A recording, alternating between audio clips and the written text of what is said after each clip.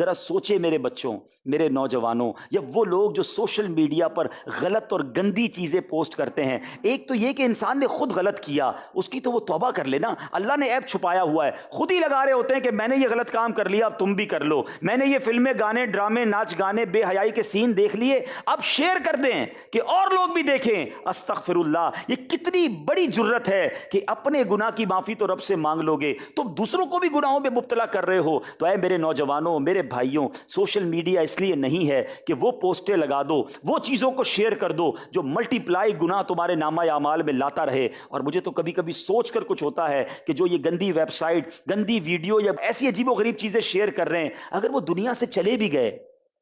تو یہ چیزیں تو رہیں گی نا،